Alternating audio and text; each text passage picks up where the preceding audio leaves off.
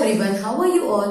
Welcome back to my class. So we are continuing with the chapter, that is chapter number 10 of class 7, the rise of small kingdoms in North India. In my previous video, I have already discussed that after the death of Harshvardhan, the three kingdoms, powerful kingdoms arose in North India. That was the Rashtrakutas, the Palas and Pratiharas. And in my previous video, I have already discussed about these three kingdoms in detail. Our today's topic is about tripartite struggle. Tripartite struggle means त्रिकोणीय युद्ध. इसमें क्या था कि कन्नौज को उस time power considered as the power of symbol in north India.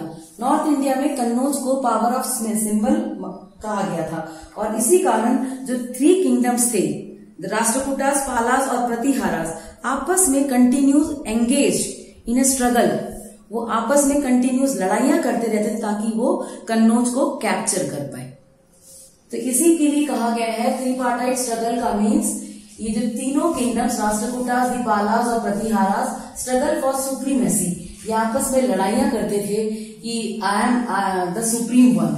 तो इसीलिए इसको त्रिपार्टाइट स्ट्रगल कहा गया है, त्रिकोणीय युद्ध कहा गया है.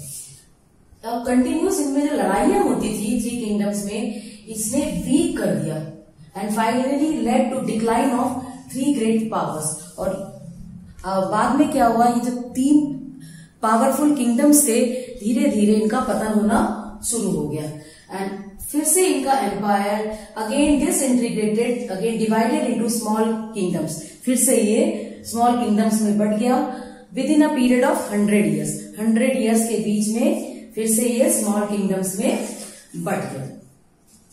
9th सेंचुरी सीई के आसपास जो कंप्लीट नॉर्थ इंडिया था was divided into many small kingdoms.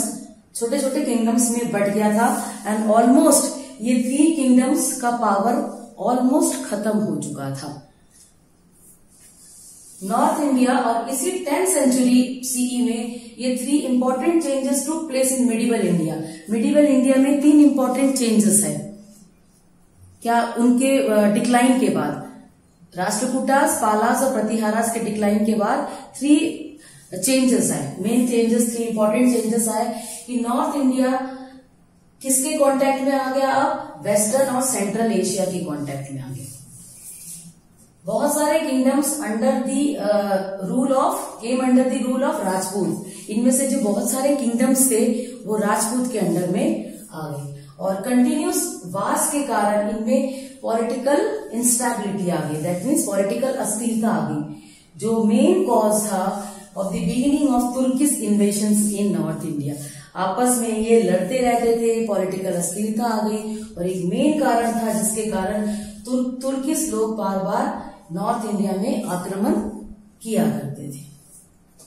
और इसी बीच क्या हुआ, राजपूत इसमें एक बहुत इंपॉर्टेंट रोल प्ले करने लग गया मिडिवल इंडिया में. और राजपूत फेमस थे उनके ब्रेवरी के लिए. और इसके कोई क्लैरिटी नहीं है कि मेनली राजपूत का ओरिजिन कहाँ से हुआ था. लेकिन अगर राजपूत की मीनिंग कहा जाए तो Rajput means son of Raja या king. But the Rajput do not belong to royal families. लेकिन राजपूत कोई रॉयल फैमिली से बिलोंग नहीं करते थे. आप सोचोगे कि राजपूत का मीनिंग मैंने कहा सन ऑफ राजा या किंग, लेकिन राजपूत कोई रॉयल फैमिली से बिलोंग नहीं करते थे. ऐसा माना गया सूर्यवंशी, चंद्रवंशी, मेनी राजपूत फैमिलीज का जो ट्रेस मिला है, जो ओरिजिन मिला है, वो सन और मून से मिला है. कुछ हिस्टोरियंस का ये मानना था Rajput were the descendants of foreign tribes. Rajput foreign tribes के वंशज थे जो इंडिया में आके बस गए थे. फॉरेन ट्राइब्स के वंशज थे, राइट, और जो इंडिया में आके बस गए. इसके बाद आता है आपका अग्निकुलास. ऐसा माना गया है दैट मेन 4 क्लान्स मीन्स वंश, राजपूत के मेन 4 वंश कहां से बॉर्न हुए थे, फायर एल्डर्स. किससे, चबूतरे से, फायर के चबूतरे से या वेदियों से, फायर से बॉर्न हुए थे मेन 4 क्लान्स. इनमें मेन 4 क्लान्स कौन से थे, परमारास, मालवा, प्रतिहारास, राजस्थान एंड गुजरात, चौहान्स, अजमेर, चालुक्यास, गुजरात. ये फिर 4 मेन क्लान्स थे. एंड नियर अबाउट ऐसा माना गया है कि राजपूत के 36 क्लान्स हुआ करते थे।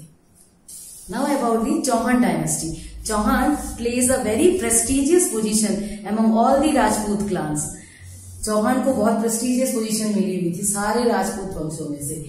सबसे पावरफुल राजा चौहान में पृथ्वीराज चौहान थे, और पृथ्वीराज चौहान कब सिंहासन पर बैठे? 1177 से ही। उन्होंने बहुत सारी लड़ाइयां लड़ी और जीती भी। उन्होंने मोहम्मद गौरी को तराइन के युद्ध में हराया था। किसको हराया था? मोहम्मद गौरी को, जो भटिंडा के पास है। Prithviraj Chauhan remains a hero of folk tales in India. वो हीरो फोक इंडिया के बहुत सारे फोक टेल्स हैं, उनमें वो हीरो माने जाते हैं। और चंद बरदाई, इन्होंने एपिक पोयम लिखी है पृथ्वीराज चौहान के बारे में, और पृथ्वीराज रासों में उनकी ब्रेवरी और उनके हीरोइज्म के बारे में लिखा हुआ है।